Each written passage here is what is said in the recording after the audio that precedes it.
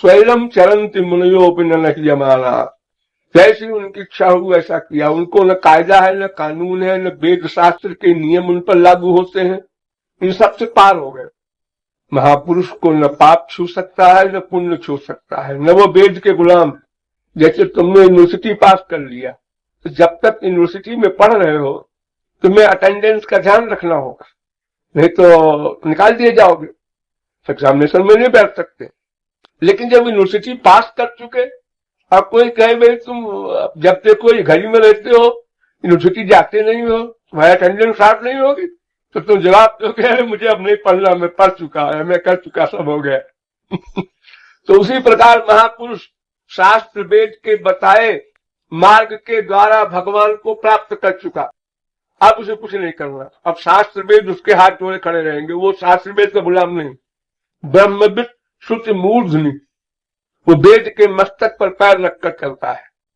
अरे संसार में भी प्रेसिडेंट की गाड़ी में नंबर नहीं होता, हमारी दुनिया में क्यों नहीं होता? जनतंत्र में चाहे कोई हो, नहीं ऐसा कायदा है। कायदा है तो बस कायदा है। उसकी रिपोर्ट कैसे हो? प्रेसिडेंट की गाड़ी से एक्सीडेंट हो जाए, मुकदमा नहीं चलेगा, नंबर नहीं गाड़ी का।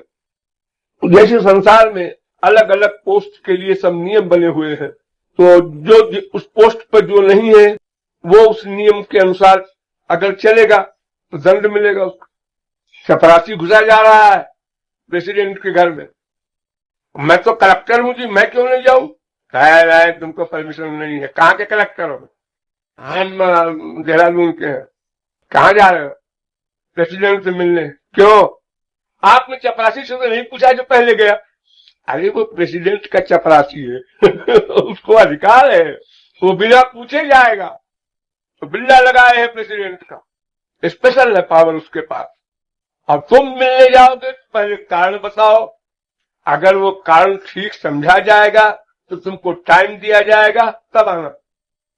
ऐसे ही जब तक माया समाप्त नहीं होती तब तक शास्त्र वेद के कायदे कानून मानने पड़ेंगे। और जब वो प्राप्ति हो गई वस्तु की, तब तो वो माने तो ठीक, कोई रोकने वाला नहीं उसको, न माने तो ठीक, कोई दंड देने वाला नहीं। इसलिए बहुत से महापुरुष गृहस्थ धर्म का पालन किए, बहुत से महापुरुष सन्यासी बने, बहुत से महापुरुष ब्रह्मचारी रहे। अलग अलग महापुरुषों का इतिहास भरा पड़ा है। उनके ऊपर कोई शासन नहीं। भगवान जिनका दास हो गया उन पर कौन शासन करे?